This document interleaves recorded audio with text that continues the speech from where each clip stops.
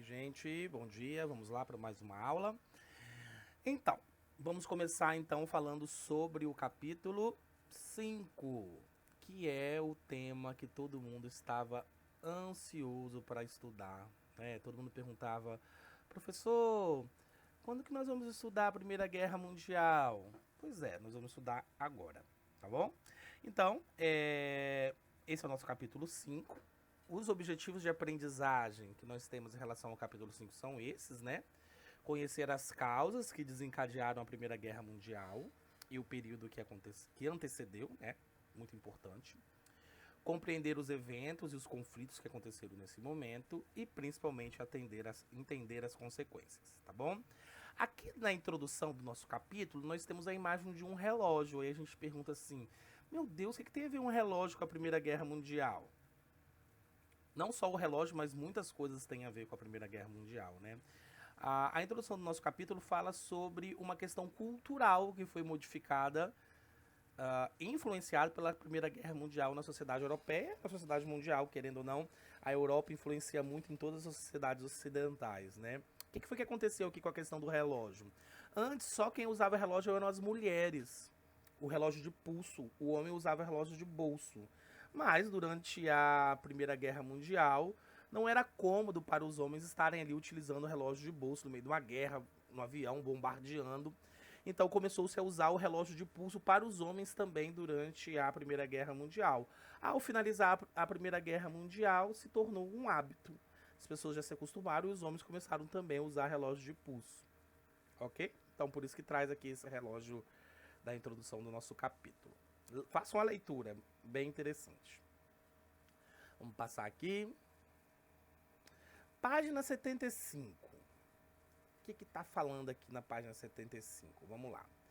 Página 75, primeira coisa que destaca é falar sobre a Belle Époque, que é aquele momento do finalzinho do século XIX, início do século XX, que é um momento de euforia dentro da Europa. Crescimento, desenvolvimento muito grande. Mas essa euforia vem unificada também com uma questão de rivalidade entre as potências europeias, tá? Entre 1870 e 1871 aconteceu aquilo que vai ficar conhecido como a Guerra Franco-Prussiana, que foi uma guerra entre França e Prússia, que é um país que já não existe, né? Mas naquele período existia. Aquela formação geográfica daquele período já existia. E os franceses meio que ficaram inconformados por terem perdido esse território para os prussianos. E querendo ou não, o principal motivo para a formação da Primeira Guerra Mundial serão as disputas entre os domínios imperialistas.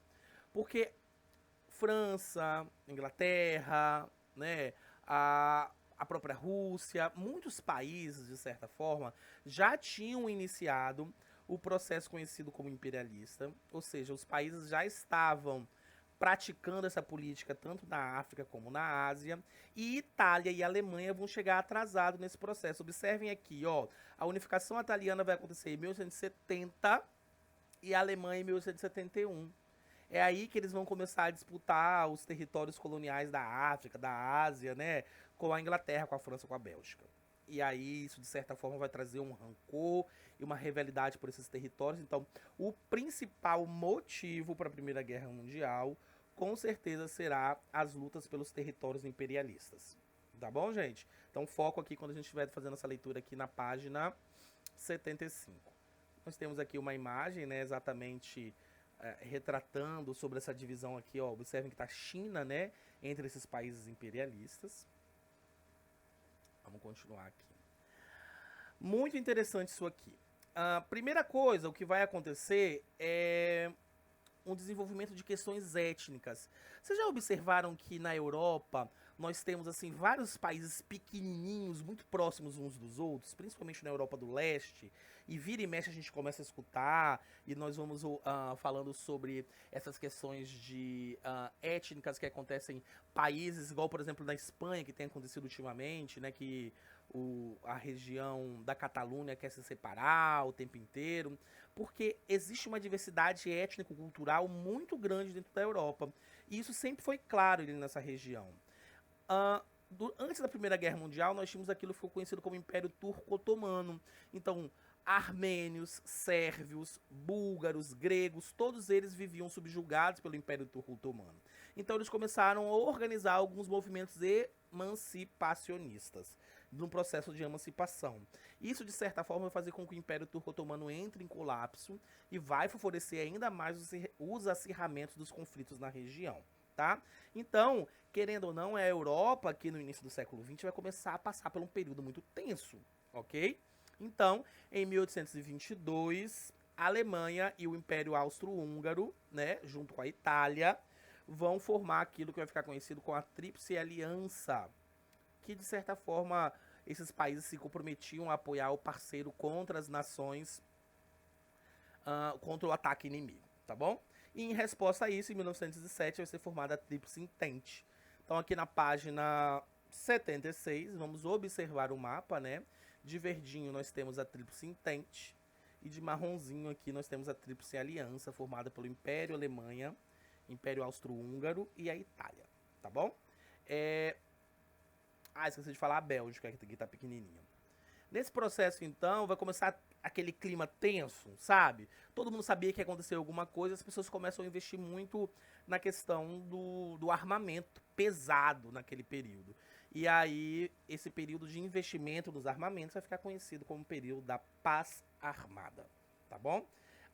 Professor, o principal motivo do surgimento da Primeira Guerra Mundial serão os movimentos imperialistas, essas disputas econômicas imperialistas. Mas qual vai ser o fator inicial? Vamos lá ver o que aconteceu então, para ser o fator inicial. Fator inicial, o início propriamente da Primeira Guerra Mundial.